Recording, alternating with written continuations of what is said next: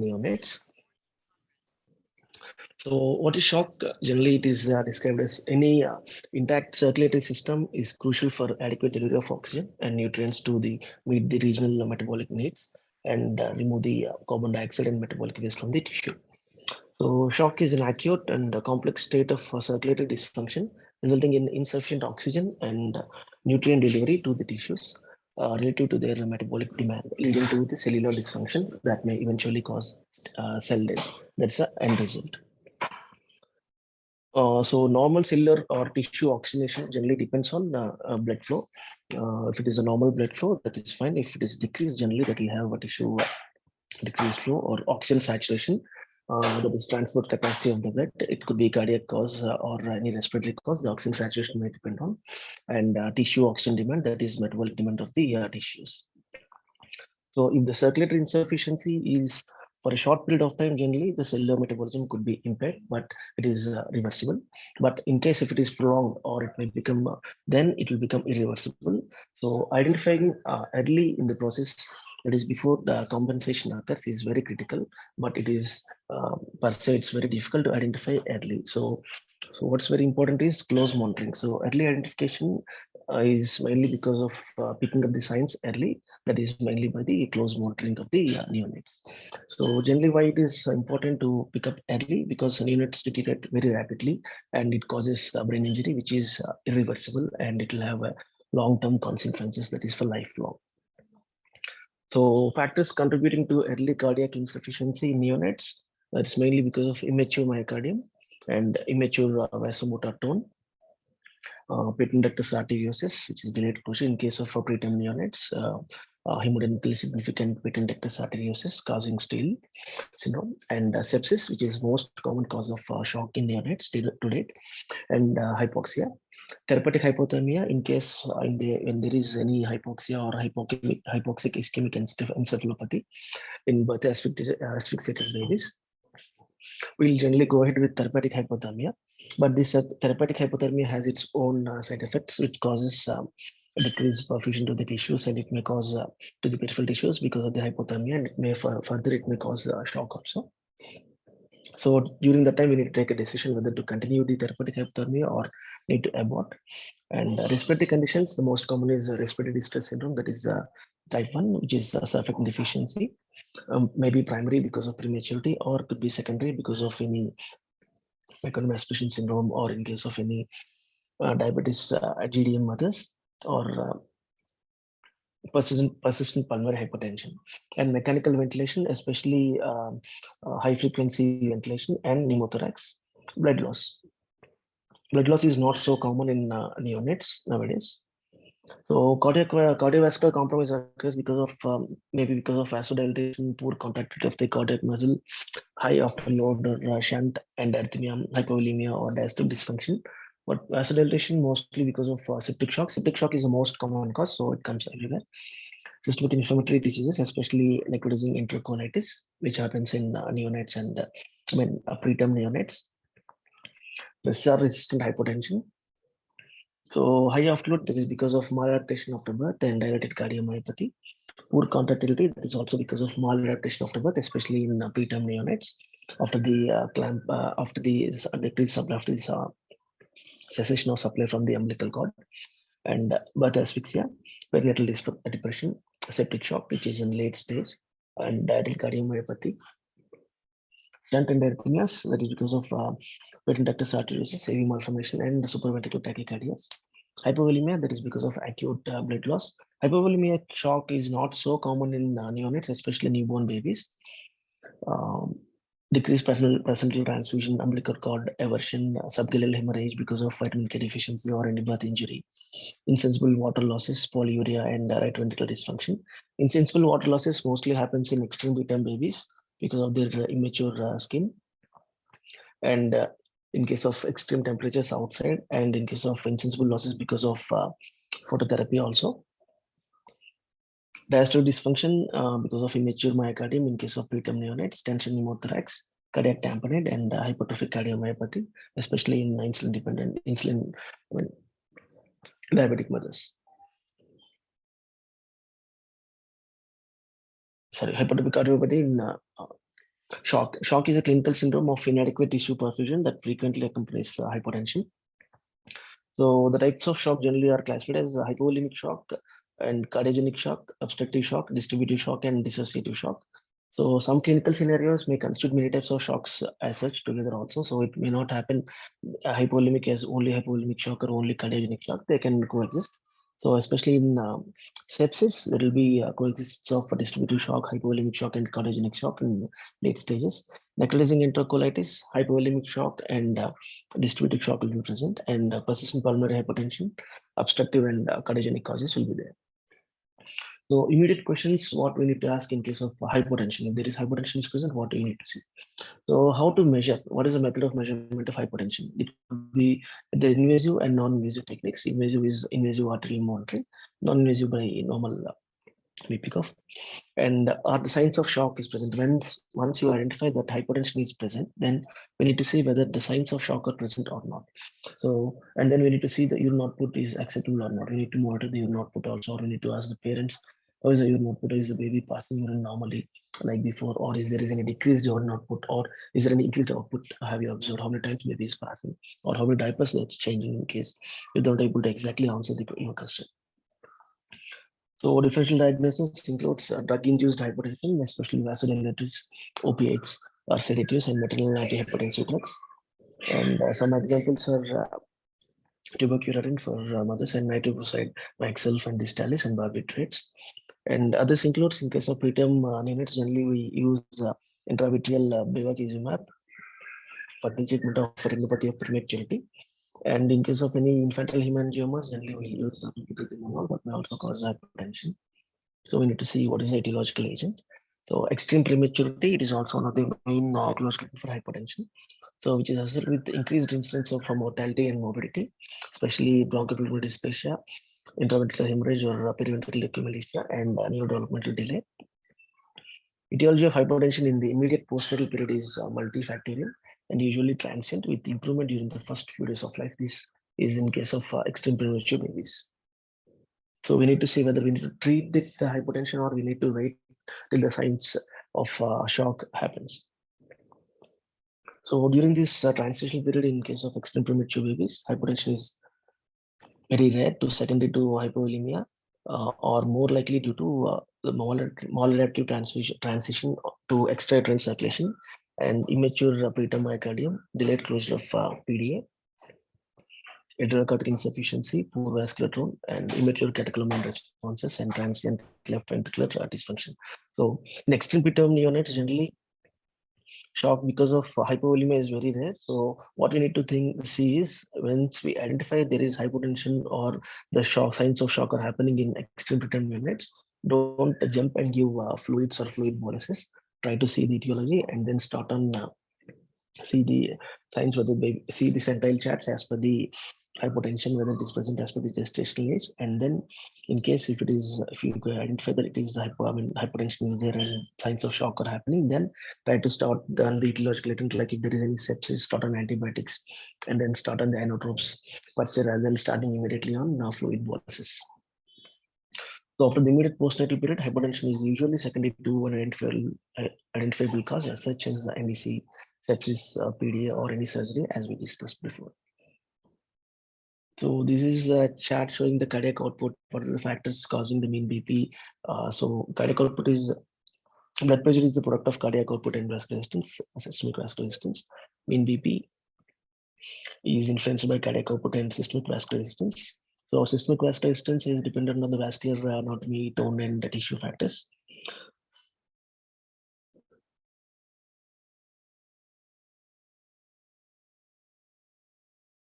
So oxygen delivery, as we said,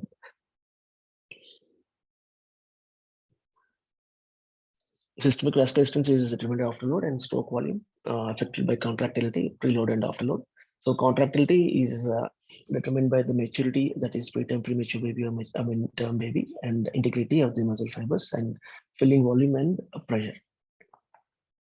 So preload is diastolic volume in the ventricles, that is in case of hypovolemia that will be affected, and afterload, force of ventricle must generate against systemic or pulmonary vascular resistance. So why preterm neonates are more prone to shock? than term neonates because of preterm myocardium, which is immature, and molecular transition that is after the separation from the mother and from the neonates, the pulmonary resistance will increase, which is low before, and systemic resistance also will increase, and baby's premature myocardium cannot able to pump properly. PDA, which if it is hemodynamically significant, changing from the shunt from right to left, perinatal hypoxia or asphyxia, positive pressure ventilation. Once in case of extreme preterm neonates, generally we'll start them on positive pressure ventilation, mechanical ventilation, whether conventional ventilation or any high frequency ventilation. Sepsis, which is most common, and relative adrenal insufficiency because of immaturity. So why shock should be picked up early in neonates? Because the low priority circulation, so vasoconstriction will be there in the in the compensated shock. So because of that, organ perfusion will decrease because of this still phenomena. Blood flow only to the brainstem and not to the entire brain may be maintained during the compensated phase of shock, which will leads to the further sequelae. So the sequelae also, the pattern of neural injury depends on the level of maturity of the neonate. So in case of term neonates, term infants, what happens is severe hypoxic ischemia causes cerebral damage to the sensory motor cortex, basal ganglia, thalamus, and brainstem. However, in very preterm infants, periventricular white matter is particularly vulnerable to hypoxic ischemia or insult, resulting in different pattern of brain injury characterized by motor, cognitive, sensory, and visual cortical defects. Cortical visual defects. Right? So this will have a permanent morbidity to the baby. So hemodynamic compromise in preterm neonates, that is because of presence of hemodynamically significant PDA, delayed closure of PDA, and high preload, so causes high heart rate and low percentage of cardiac cycle. Because of the high heart rate, low percentage of cardiac cycle is spent on the diastole. Poor myocardial contractility because of prematurity, and few myofibrils, decreased adrenergic receptor, and high systemic vascular resistance, loss of low resistance placental circulation. Transient adrenal insufficiency is there in preterm neonates. So factors cause contributing to hypotension, as we discussed, these are immature myocardium, transition from fetal to perinatal circulation, and systemic vascular resistance, increased systemic vascular resistance, PDA, left to right shunt, Steele syndrome will be there, and perinatal hypoxia causes neuroendocrine changes, causing increased systemic vascular resistance. Positive pressure ventilation causes decreased venous return, especially in case of high frequency ventilation. Sepsis and inflammation, so inflammatory mediators causing peripheral vasodilatation and increased vascular permeability. Relative adrenal insufficiency, so insufficient cortisol during the stress or illness. So what are the general features of shock, which are most common, like heart rate or BP? Heart rate will be generally high in case of compensated shock. Generally, BP will be low. It will be maintained in case of compensated shock, but BP will not be maintained in case of decompensated shock. Capillary filling time will be prolonged. Generally, it will be equal to or less than 3 seconds, but it will be prolonged in case of shock.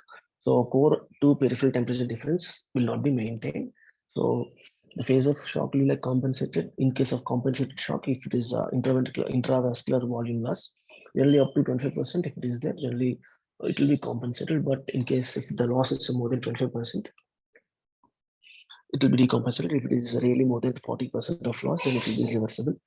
So heart rate in case of compensated shock, there will be tachycardia initially, but if it is decompensated, there will be more tachycardia or bradycardia. But if it is reversible, then there will be severe bradycardia will be present later on. Peripheral pulses may be bounding or normal in case of compensated shock, but in case of decompensated shock, they will be feeble. And in case of irreversible phase of shock, there will be imperceptible. Blood pressure will be normal in compensated shock, and hypertension will be there, and gross hypertension in case of reversible shock. So pulse pressure will be normal or wide pulse pressure will be there. In case of decompensated, there will be low pulse pressure because of systolic decrease, and remarkably low in case of irreversible shock. Core temperature difference, the gradient generally the central to peripheral temperature gradient will be increased. It will be more than 2 degrees centigrade in case of compensated, but in case of decompensated, it will be more than 2 or 3 to 4. Like peripheral will be very, very cool.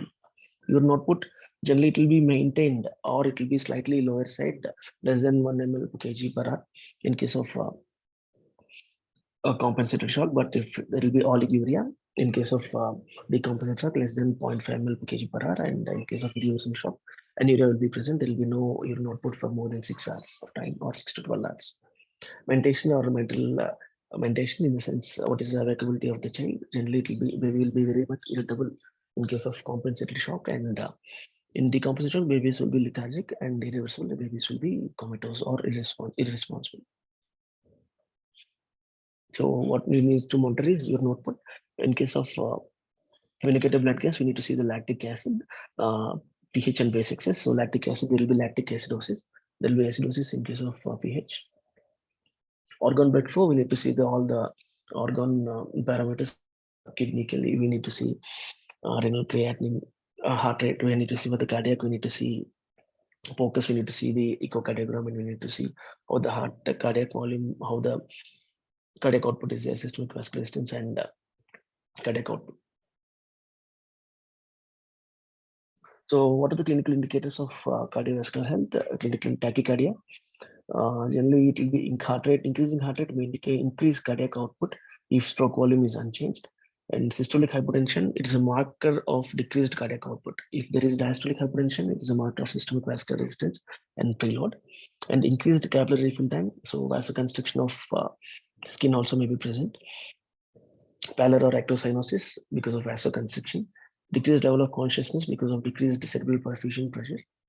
And decreased urinary output because of decreased renal perfusion pressure, and elevated lactate because of anaerobic metabolism, and metabolic acidosis also can be because of anaerobic metabolism in onset, and low central venous saturation and increased oxygen consumption will be there. So etiologically, we'll see hypovolemic shock or cardiogenic shock, distributive shock, obstetric shock, and multifactorial.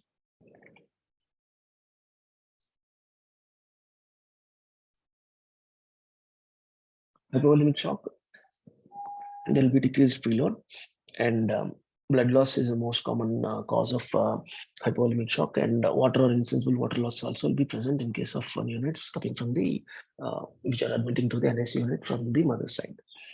Cardiogenic shock because of the cardiac pump failure, mostly congenital heart disease or any PDA, hemodynamically significant PDA.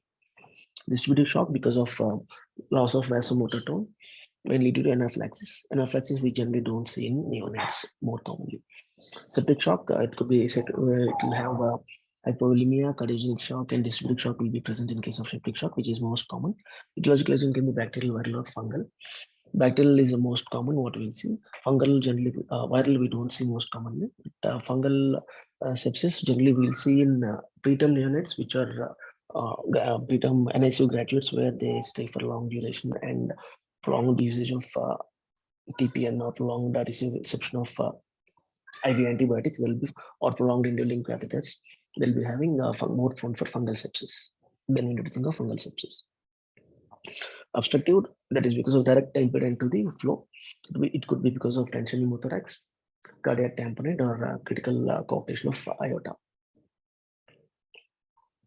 So hypovolemic shock, the causes which we need to see is the placental hemorrhage, which happens in abruptio placenta or placenta previa, fetal to metal hemorrhage, twin to twin transfusion syndrome, intracranial hemorrhage, pulmonary massive pulmonary hemorrhage, disseminated intravascular coagulation, plasma loss into the extravascular component, that is the capillary leak syndrome, such excessive extracellular fluid losses because of insensible water losses.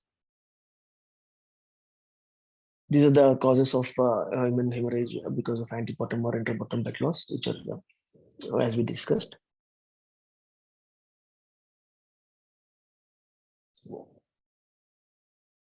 Main thing what we need to see is birth injury. Rupture of spleen or liver generally don't we see in common, but adrenal hemorrhage can be a possibility, and subgaleal hemorrhage, which happens in birth injury during the forceps application or any vacuum application, especially in the case of vacuum application, there will be subgaleal hemorrhage, which will be collection of lot of collection of blood in the subgaleal space, which leads to hypovolemic shock or subdural hematoma. Postmortem blood loss because of coagulation disorders like DSR coagulopathies, vitamin K deficiency bleeding, generally vitamin K deficiency bleeding, classical vitamin K deficiency bleeding or early vitamin K deficiency bleeding, HDN. Iatrogenic because of accidental dislodgement of any vascular catheter or umbilical vein or umbilical venous catheter, generally because of dislodgement. Pulmonary hemorrhage or intracranial hemorrhage. Pulmonary hemorrhage, which happens after surfactant administration, generally, most commonly, sometimes. And intracranial hemorrhage, which happens in most commonly in preterm neonates because of the ventilation perfusion mismatch or hypercarbia, or it happens in case of term neonates because of any sepsis or meningitis. Surgical blood loss or tumor-associated hemorrhage because of sacrococcygeal teratoma. Very rare. I have never seen any case such. And massive internal bleeding because of NEC or any other trauma. Fluid and electrolyte losses because of insensible losses in extreme preterms. Diuretic use, generally we use diuresis in case of preterm neonates for bronchopulmonary dysplasia treatment or heat stress or gastrointestinal abnormalities like vomiting and diarrhea. Polyuria, it happens in diabetes insipidus or osmotic diuresis, and capillary leak syndromes because of third space losses. Cardiogenic shock, I think it's already been discussed in the previous session. So myocardial dysfunction causes a decrease in the cardiac output, resulting in inadequate tissue perfusion. So severe intrapartum birth asphyxia is the most common cause. Chronic fetal hypoxemia. Congenital heart causes are the most common causes, where there will be left-sided lesions. Systemic outflow obstruction is the most common condition to present with shock after PDA causes. That happens after a few weeks. Generally, child comes with shock. Examples include hypoplastic left heart syndrome, congenital aortic stenosis, coarctation of aorta, and interruption of aortic arch. Other congenital heart diseases can present with shock but are not so common. Cardiomyopathy, which happens in case of IEM child, and PDA, which is if it is hemodynamically significant, it can cause cardiac failure and hypotension due to the steal of systemic blood flow, which may cause decreased perfusion to the postductal organs, that is intestine and kidneys, most common, and increased left atrial pressure, pulmonary venous hypertension, and pulmonary edema, and hemorrhage may occur. Cardiac arrhythmias can cause poor cardiac output. Myocarditis can cause cardiac failure in addition to septic shock, secondary to any viral infections, most commonly Coxsackie virus. I have never seen such case. Large AV malformations and congenital hypothyroidism also with refractory cardiogenic shock. Obstructive shock, obstruction of the great vessels of the heart can lead to decreased output and can be associated with cardiogenic shock. Causes include tension pneumothorax, cardiac tamponade, pulmonary embolism, and severe pulmonary hypertension and pneumopericardium. Tension pneumothorax and cardiac tamponade, most are the common causes where we need to see. Once we're doing any positive pressure ventilation or any, we need to resuscitate the baby. Or once we resuscitated the baby and we kept the baby on the ventilator, then suddenly baby starts deteriorating. Then we need to think of any pneumothorax. We need to transilluminate the baby, see for the causes of pneumothorax. If there is a pneumothorax, then we need to place a ICD train. Obstructive causes. Obstructive shock, if it is venous, that is TAPVC or tricuspid atresia, thrombosis or embolism, and leak syndromes. Arterial coarctation of aorta or hypertrophic stenosis. Distributive shock. This happens when abnormalities within the vascular bed to cause blood volume to be distributed inadequately to the organ tissues. Generally, there will be no definitive volume loss either, but rather inappropriate vasodilatation of the capacitance vessels and dysfunction of the endothelium with capillary leak, loss of vascular tone, and combination of these or a combination of these. Because the intravascular fluid volume is more distributed, signs of shock will appear generally. So abnormal peripheral vasodilation in the neonate secondary to increased or dysregulated endothelial nitric oxide production in the perinatal transition period, particularly in the preterm neonates. Immaturity of the neurovascular pathways, that too in the preterm neonates. Sepsis, generally sepsis related with the release of pro-inflammatory cascades that leads to vasodilatation. Rare causes include anaphylactic and neurogenic shock in neonates. Septic shock. Septic shock is the most common cause of distributive shock that results from endotoxins released by various organisms. This can be complicated by DAC and the normal transition from fetal to neonatal circulation. with increased pulmonary vascular resistance and the presence of PDA. Persistent pulmonary hypertension of the newborn results with increased right ventricular work. The incidence of hypertension in infants with sepsis is generally 38 to 69%. Neurogenic shock is secondary to decreased sympathetic activity and lack of vascular tone, leading to vasodilatation with decreased tissue perfusion. Although rare in neonates, it may occur with birth asphyxia or intracranial hemorrhage. Anaphylactic shock is also very uncommon.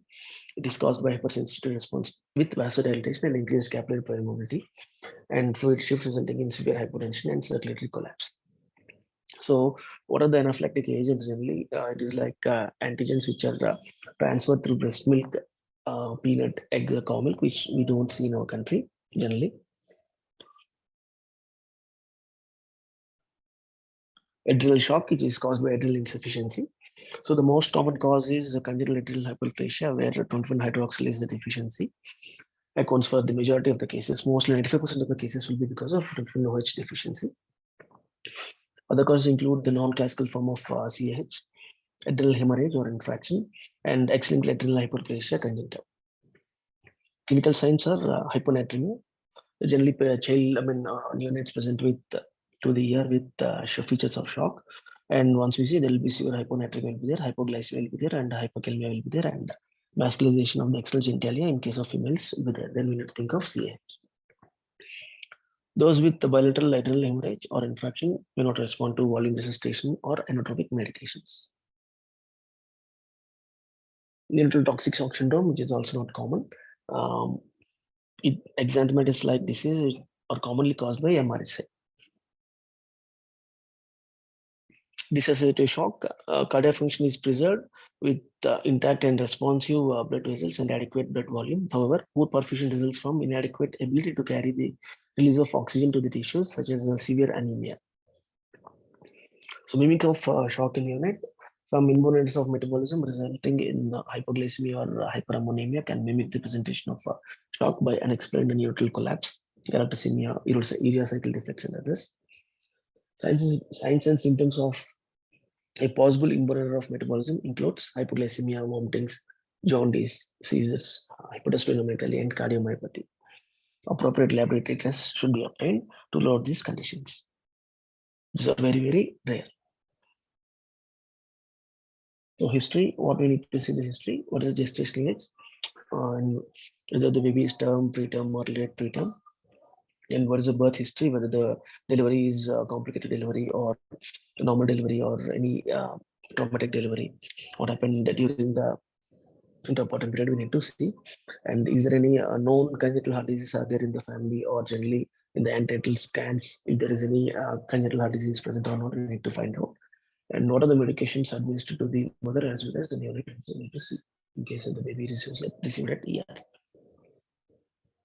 So when it comes to identification of shock, clinical signs, lab markers, the organ blood flow, that is near infrared spectroscopy, which is latest technology, and echo, that is focus, echocardiographic systemic blood flow measurement.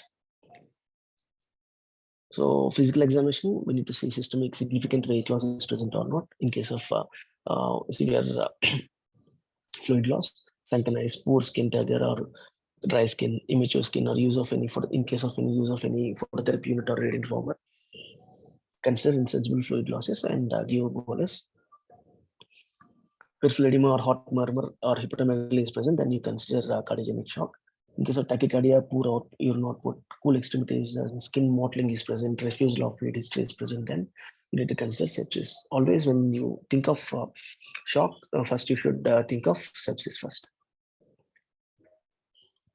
So central to peripheral temperature difference, what is it? Under normal circumstances, the difference will be less than 1 degree Celsius during the first postnatal days in extremely preterm infants. And in a thermoneutral environment, peripheral vasoconstriction will decrease the skin temperature and thus leads to increased difference. It mainly depends on body and environmental temperature and vasoactive drugs. Laboratory studies, routine blood counts with differential counts can access for anemia and thrombocytopenia and any neutropenia or increased WBC counts, correlation studies with platelet counts in case of any coagulopathy or DIC, serum glucose, electrolytes, and calcium levels. Generally, they may reveal any metabolic disorder. Hyperkalemia and both hypoglycemia and hyperglycemia can be a manifestation of a neonatal shock. So when you see a child with hypoglycemia or hyperglycemia along with the hyperkalemia, first you should think of shock. Sepsis. Cultures, blood culture, urine culture, and CSF cultures if required to note any sepsis. KB test, it may reveal the suspected fetal maternial transmission, and ABG, arterial blood gas, to find out any acidosis lactates. Serum lactate, if generally if it is increased, it may signify anaerobic metabolism, sepsis, and poor tissue perfusion. Low SVC flow will cause tissue hypoxia, anaerobic metabolism, increased serum lactate,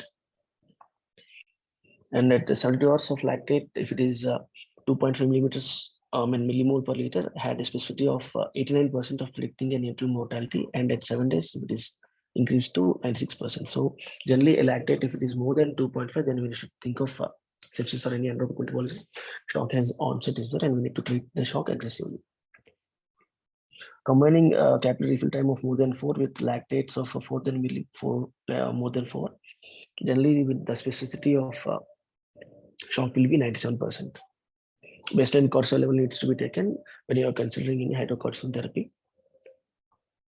Serum ammonia level also needs to be found out to load any hyperammonemia in case of IEMs in monitors of metabolism. Imaging in other studies, chest X-ray, which is first thing what we need to do in radiological study. It can assess the mechanical cause or the volume status. Small cardiac shell out will be there in case of any volume depletion or any cardiac disease. There will be cardiomegaly. It may suggest a congenital heart disease or pneumothorax. We need to see for the pneumothorax, which is very, very important. A neurosonogram, which can identify the intracranial hemorrhage. In case of extremely preterm babies, generally, we need to see a routine serial neurosonograms. Electrocardiogram for assessment of any cardiac dysarrhythmias. Echo. Nowadays, echo plays a very important role in case of identifying the cardiac function and signs of shock. So what we'll see in the echo, superior vena cava flow, SVC flow is considered to be the surrogate marker for systemic cardiac output, even in the presence of shunt dyspnea or anything. And SVC flow of less than 50 ml per kg per minute or right ventricular output of less than 150 ml per kg per minute has been arbitrarily taken as a lower limit of normal in case of preterm neonates for the initiation of any therapy for shock. Echo also helps in assessing the preload by measurement of IVC collapsibility in case of spontaneous breathing babies and IVC variability in case of ventilated babies. Cardiac contractility can be assessed by fractional shortening measured in parasternal long axis view and measurement of ejection fraction. Fractional shortening is preferred over ejection fraction in neonates because there will be still because of the shunts.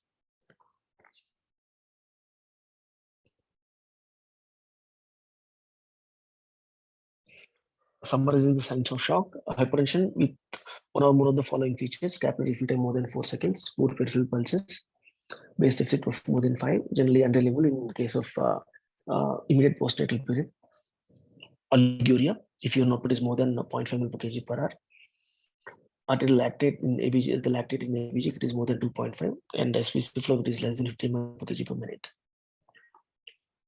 So once we diagnose the shock is present, so the plan is like always we start with ABCDs, airway, breathing and circulation and drugs. Immediately stabilize the infant's airway and respiratory status. Provide adequate respiratory support based on the clinical examination, and get a chest X-ray and blood gas using a non-invasive or invasive measures depending on the severity of the respiratory failure. Establish vascular access and consider self-intravenous or arterial access for invasive blood pressure monitoring and frequent blood draws. Initiate fluid resuscitation and begin antibiotics after obtaining the cultures. So we need to start antibiotics once we think of any sepsis or septic shock. Then we need to start IV antibiotics after taking culture within 1 hour of initiation, within 1 hour of the identification. So is treatment of hypertension necessary? Generally, if the unit is hypertensive without any clinical signs of shock and poor end-organ perfusion, aggressive treatment is usually not necessary, regardless of the blood pressure. So we can consider permissive hypertension in case of extreme preterms, and close observation, frequent reevaluation are important because of any clinical picture may change very quickly. If the setup is when all the lab parameters and all the equipment are ready, then we can closely monitor and we can wait for the signs of sepsis to start, or we can pick them up quickly, or else we can start the treatment immediately. Some clinicians generally recommend only treating hypotension if it is prolonged or associated with hypoxia or hypocapnia and hypocapnia, metabolic acidosis, or any other condition associated with impaired cerebral articulation. If the infant is hypotensive with clinical signs of shock, early aggressive treatment should be considered. So immediate treatment based on the etiology. Remember to start prostaglandin infusion in the setting of shock with hepatomegaly, murmur, cyanosis, or upper lower extremity blood pressure difference until an echocardiogram is performed to rule out any duct-dependent congenital heart disease. Generally, this presents in the neonate generally present to ER the second week or the fourth week of life with the signs of shock with pre and post ductal differences. Then we can start off prostaglandin infusion before getting an echo. If the echo is not available next to our setting, we can start the prostaglandin infusion and you can see for the response. So based on the etiology, what we'll see once we get an X-ray, if there is any tension in pneumothorax, then use a needle to decompress and then place a chest tube immediately. If there is any pericardial effusion, then we need to get a pericardiocentesis has to be done to avoid tamponade. Anaphylaxis, then we remove the source if there is anything identifiable and then give an administer epinephrine. If there is any hemorrhage, we need to give blood transfusion, and if there is any critically large PDA, then we should consider for the PDA closure, either surgically or medically. If hypovolemia is present, then we need to give a fluid administration boluses. So sepsis, as we discussed, we need to be managed with empirical antibiotics within 1 hour of identification of the shock. Adrenal crisis or hypoadrenalism treated by fluids, glucocorticoids and mineralocorticoids, and hypothyroidism, thyroid hormone replacement has to be done. It is also very, very rare. In case of unknown etiology, where there is signs of shock is present, but we don't know the etiology, then we can consider empiric volume expansion with NS bolus crystalloid, 10 ml per kg, generally given over 1 hour to 30 minutes. Generally, we can give over 1 hour to 30 minutes based on the response, and then we need to see the response. If there is a response, then you can continue volume expansion to increase the preload and improve cardiac output. And if there is no response to the volume boluses and hypotension worsens, then you can consider cardiogenic shock and then treat with inotropic agents. Then if there is no response to volume or inotropic agents, then consider treatment with glucocorticoids, especially in preterms. And in case of preterm infants, they are known to have a transient hypotension secondary to relative adrenal insufficiency. So without a history of blood loss or evidence of hypovolemia, fluid administration is not recommended in preterm neonates. That is very, very important, because unnecessary volume overload for the preterm neonates, which causes IVF or any opening of PDA, which is already closed. So excessive fluids of this infant has with increased mortality and morbidity because of PDA, IVH, and NAC. And there is no evidence of benefit.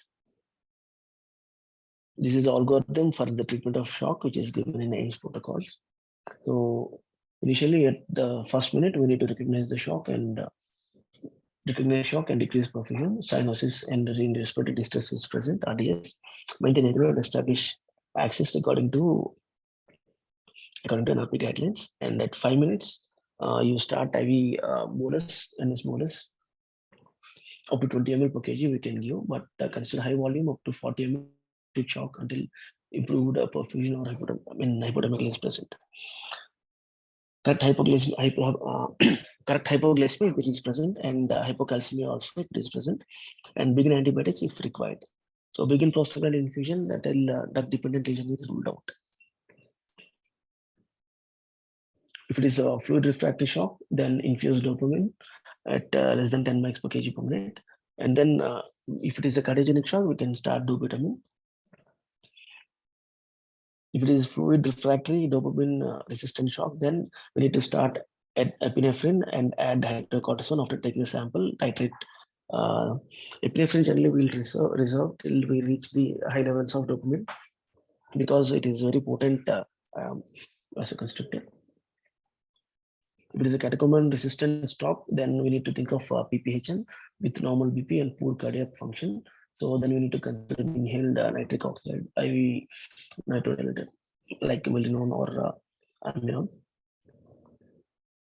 If hypertensive, then titrate volume, inotropes, and consider adding norepinephrine. Proceed to refractory shock protocol.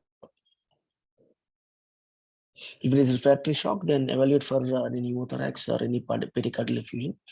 Thyroid, consider closing PDA if it is hemodynamically significant, and consider ECMO in case of severe PPHN. Oh.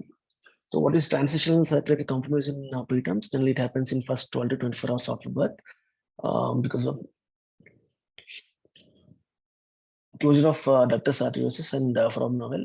There will be problem in transition due to intrauterine low resistance environment and immature myocardium. So low preload and immediate umbilical cord clamping also contributes to the transitional circulatory compromise. So myocardial dysfunction and high afterload.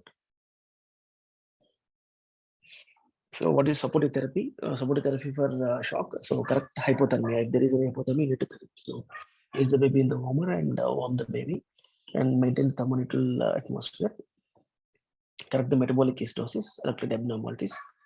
Previously, we used to give sodium bicarbonate, but now we're giving correcting metabolic acidosis with sodium bicarbonate is absolute. Nowadays, it's not been followed because there will be transient advantage, but on a long run, there will be any advantage.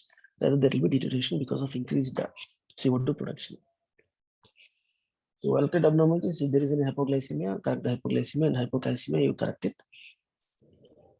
Correct coagulopathy and thrombocytopenia if present, and consider hydrocortisone at stretch doses if requiring more than 10 mics. I mean, if there is any high requirement of vasopressin, then you can consider hydrocortisone. So volume replacement, if there is any anemia, severe anemia, then we can consider a PRBC transfusion based on the hematocrit values. This varies from unit to unit. So once we are planning for transfusion, then we need to give packed cells cautiously based on the volume status of the infant in 5 to 10 ml aliquots over a period of 4 to 6 hours based on the clinical response of the baby. So consider FFPs if there is any coagulopathy and cryorestraint and fibrinogen replacement for DIC.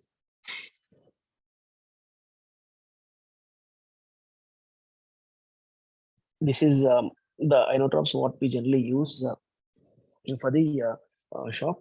Most commonly used is dopamine. Dopamine, there will be dose dependent effect based on so if it is less than 2 mics or equal to 2 mics per kg per minute, generally there will be dopaminergic receptors, agonism will be there. So proposed renotubular effects will be there, and distal and coronary vasodilation. Nowadays, there is a debatable thing. So what are the potential clinical uses? It causes vasopressor, which increases blood pressure, and if the hypertension requires treatment. And around the dosing of 5 to 10 mics, there will be beta-1 adrenergic receptor agonism, mainly chronotropy. So it increases the urine output, increases renal perfusion and pressures. If it is more than 10 mics per kg per minute of dopamine, generally there will be alpha-1 adrenergic receptor agonism leads to vasoconstriction. It has a modest effect on the cardiac output. So potential side effects includes it causes tachycardia. It aggravates stress to both ventricles due to increased afterload. Don't use this in hypoxic ischemia. And if it is more than 10 mics per kg per minute, may cause right to left ductal shunt and decreased effect in long term as indirect pathway substrate becomes depleted. Dopamine, most commonly used in cardiogenic shock. The dosage remains from 3 to 15 mics, 3 to 15 or 20 mics per kg per minute. Mechanism is by beta-1 adrenergic receptor agonism and beta-2 adrenergic receptor agonism. Beta-1 causes chronotropy and inotropy, and the beta-2 agonism causes peripheral vasodilatation.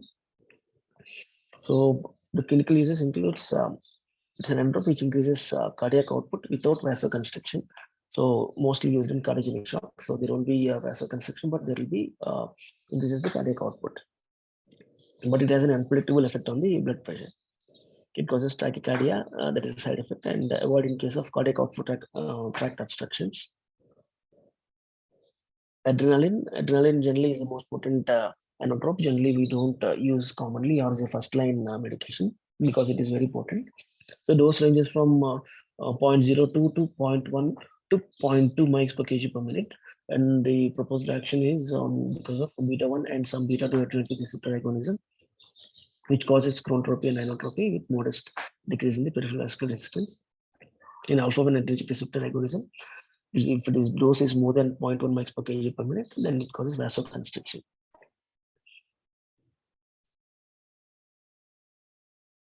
So at the dose of 0.02 to 0.1 mics per kg per minute, there will be vasopressive action.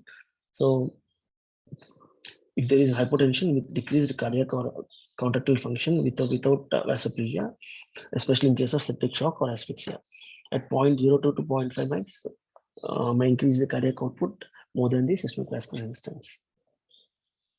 The side effects include it causes hyperlactatemia and hyperglycemia at higher doses because of vasoconstriction and causes tachycardia and may increase myocardial oxidative stress. So it should be used with caution in case of cardiac outflow tract obstructions. Norepinephrine generally used in septic shock.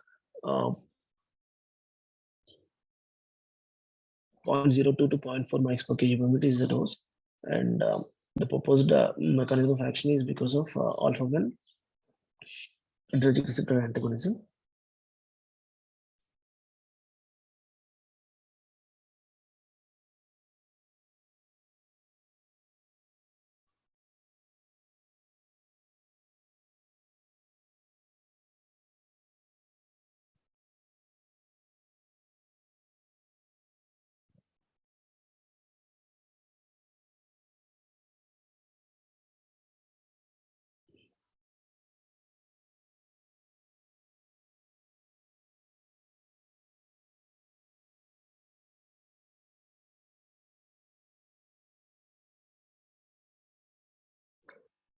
Vasopressin, generally we don't use vasopressin in case of a shock. Once we need, if it is required, that means that the baby is in a very grave condition.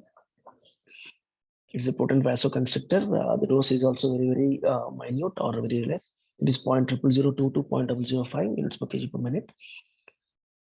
It causes severe vasoconstriction and it's a vasopressor which increases blood pressure in catecholamine resistant or hypertensive shock. And the potent side effects includes hyponatremia. It causes severe hyponatremia, where we need to give sodium replacement. It causes volume overload later on, and transient thrombocytopenia and liver necrosis and liver necrosis. Milrinone, generally we give milrinone in case of any congenital diaphragmatic hernia where there is persistent pulmonary hypertension. The dose ranges from 0.25 to 0.75 mics per kg per minute. Phosphodiesterase type 3 inhibition is a proposed mechanism of action with increased cyclic AMP levels.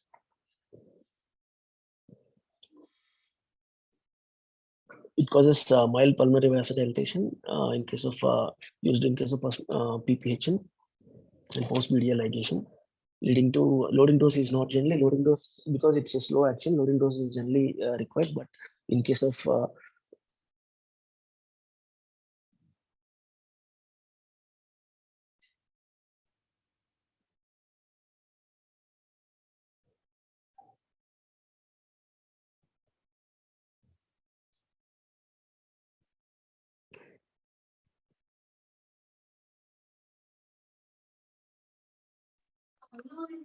Dr. Prashant, your sir, my the slide, screen. yeah.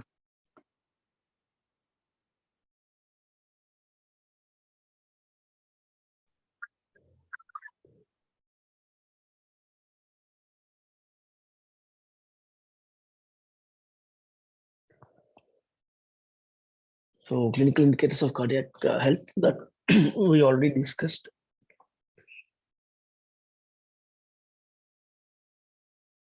So in case of tachycardia, generally the pathophysiology will be increased heart rate may increase cardiac output if stroke volume is unchanged. Confounding factors generally in case of any medications or if there is any pain or more high temperature, hyperthermia or agitation, tachycardia also can be present. So we need to see the conditions whether there is pain or temperature, and we should minimize the pain and maintain thermonuclear atmosphere and decrease the agitation of the baby, and then see for the tachycardia. Systolic hypotension, it's a marker of decreased cardiac output, transitional circulation, left to right shunts, the confounding factors. And diastolic hypotension is a marker of systemic vascular resistance and preload, increased capillary refill time because of vasoconstriction.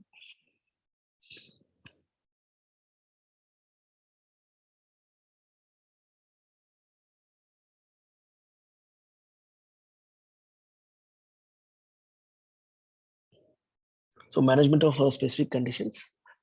In case of extreme prematurity, we need to treat based on the etiology, but always try to decrease the fluid boluses. So use of volume expansion is generally not recommended unless there is a clear-cut evidence of blood loss or any fluid loss because of insensible losses. And dopamine alone generally should be used prior to dobutamine when the cause of hypertension is unknown. In a very low birth weight infants and neonates with hypertension and low systemic blood flow during the first postnatal day, use of dobutamine use dobu since it promotes systemic vasodilation and improves the low systemic blood flow and may increase the cardiac output. But generally, we'll till first 12 hours, generally we will see for the transmission how the baby is transmitting from the.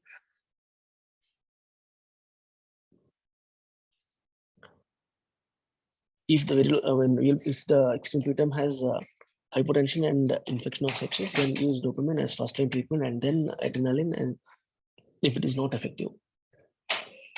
In preterm infants with refractory hypotension, use hydrocortisone. Generally obtain a base level of hydrocortisone level, then use hydrocortisone with indomethacin is okay. The use of hydrocortisone with indomethacin is generally associated with high risk of gastrointestinal perforations. Generally, we use indomethacin for PDA closure, and along with that, if we use hydrocortisone, there will be GA perforation risk. So, an early postnatal use of dexamethasone is associated with cerebral palsy. If you are using more doses of dexamethasone, generally that causes neural compromise. In case of pediatrical RTPDA, hypertension is common because of systemic steal of blood flow to the pulmonary circulation, low diastolic pressure, and eventually systemic hypoperfusion and endocrine dysfunction will be there. And prophylactic endomethacin is to be used in first 24 hours of birth to facilitate PDA closure. That decreases the vasopressor dependent hypertension and need for escalating respiratory support in infants that is less than 28 weeks of gestation at the end of first postnatal week. For hypertension, which is related to hemodynamically significant PDA, consider the modest fluid restriction, optimal ventilation, inotropic agent, dobutamine first, and then opt for closure of PDA if it is not maintaining with, if it is not medically manageable. Post-PDA ligation syndrome. So what is it? Generally, after ligation of PDA, surgical ligation of the within that arteries, there will be decline in the pulmonary blood flow, which results in the decline of left ventricular preload. So systemic vascular resistance and left ventricular afterload increases with the elimination of the low resistance pulmonary circuit. So myocardial function decreases after ligation, but usually improves within 24 hours. So within this first hour, there will be post-PDA ligation syndrome. So the goal of therapy is to improve left ventricular systolic function and reduce left ventricular afterload with agents such as dobutamine and milrinone. So management of PDA, the pathophysiology is pulmonary overcirculation and systemic steal. So it decreases the systemic vascular resistance, leads to diastolic hypertension. And inadequate left ventricular compensation leads to combined systolic and diastolic hypertension. So we need to treat it. So once we treat medically, the shunt limitation strategies with fluid and respiratory management, ductal closure, and dobutamine. And in case of surgical ligation closure, there will be decline in LV preload as we discussed, and increase in LV afterload. So treat with milrinone and dobutamine. See for the pneumotensive, monitor the blood pressure properly.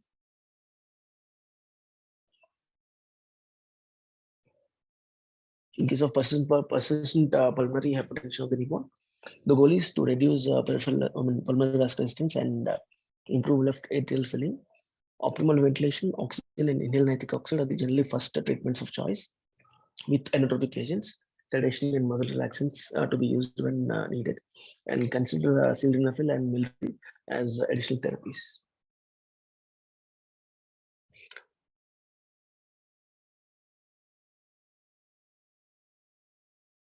So management of PPHN, pathophysiology, as you know, is hypoxia, decreased LV preload and increased RV afterload.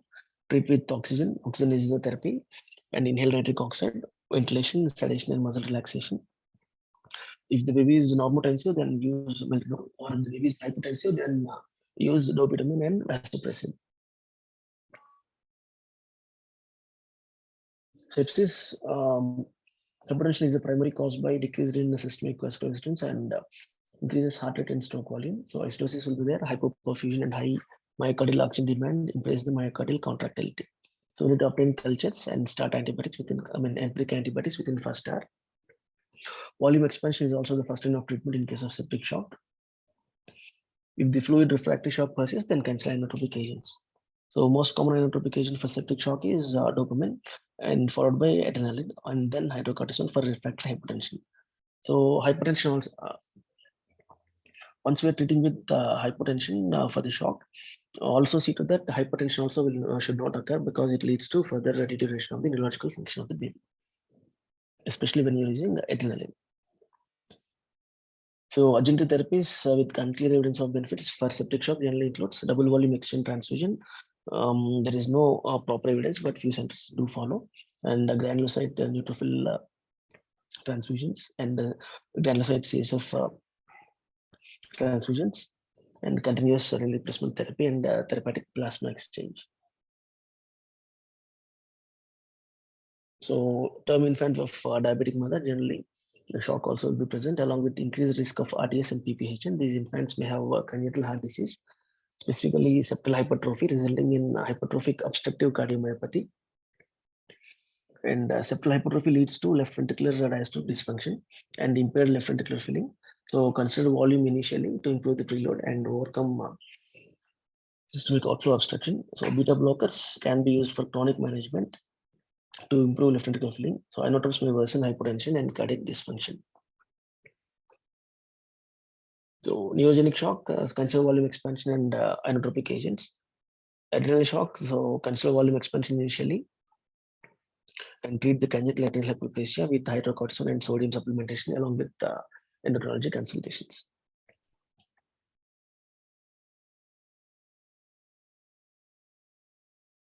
So approach to management based on the pathophysiology. In case if there is any hypoxic ischemic injury, the first line will be positive inotrope management, dopamine. Second line comes the adrenaline and prostaglandin if restrictive or no ductal status is present, and hydrocortisone if it is refractory. If there is any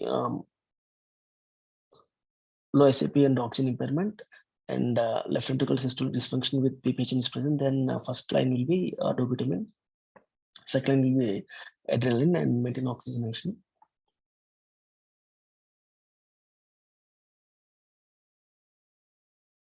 This is the treatment of shock based on the etiology and systolic and diastolic blood pressure, as we discussed before. So when you see the dopamine, the hemodynamic effects of dopamine are dose dependent.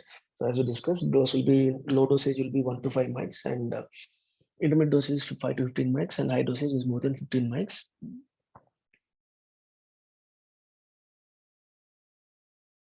So dopamine increases cardiac output by improved myocardial contractility and increased heart rate. Since it can also decrease the systemic vascular resistance and can cause hypotension. So it is useful for patients with decreased myocardial function due to cardiogenic shock who are normotensive.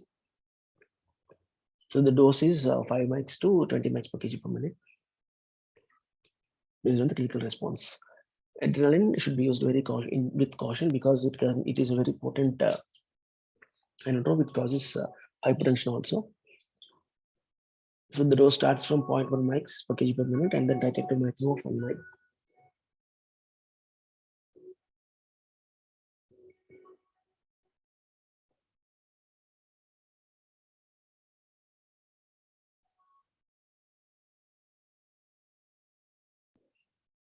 This is a clinical scenario. So if it is extremely preterm neonate, extreme low birth weight BP, less than 24 hours, hypertension, but other Dr. parameters are Prashant, stable. we will end in another 5 minutes. Kindly be brief enough. Yeah, sure. So close monitoring, and if it is a sick preterm, then we need to measure the general management is with the normal boluses, and then inotropes we need to start dopamine or adrenaline. If it is term neonate with less than 24 hours with a history of birth asphyxia or hypoxia and meconium aspiration, generally supportive measurement will be with sedation and normal metabolic parameters, and give a bolus if required, and then repeat the BP. And if normal BP, dopamine has to be started with 10 to 20 mg per kg per minute. Term neonate with more than 24 hours or more, second day more than 1 day of life. If the shock is present, then think of sepsis and treat the baby as per the sepsis protocol, what we discussed before. The term neonate with more than 24 hours with the sudden onset circulatory collapse. Previously, if well baby, then suspect duct-dependent structural cardiac disease. General management will be bolus followed by inotropes, that is dopamine, and urgent bedside echocardiography has to be done. If there is no echo, then you can start before getting echo also prostaglandin infusion. Refractory shock it will be because of hypopituitarism or hypoadrenalism in case of CAH, and in case of a large PDA, hemodynamically significant. If there is iatrogenic cause because of central line leakage, and GAT causes NEC and perforation, drugs because of muscle relaxant, and poor myocardial contractility in case of cardiomyopathy, and ignorance of metabolism.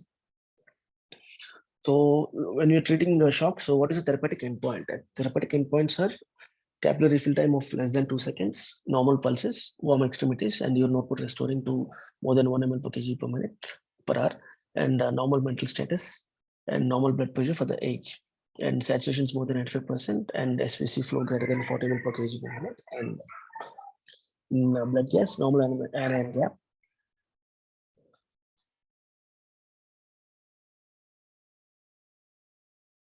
Postductal oxygen saturation difference of less than 5, and SVC flow more than 50. So take home message, ultimately the important thing is identification of shock. Identification of shock is very, very important.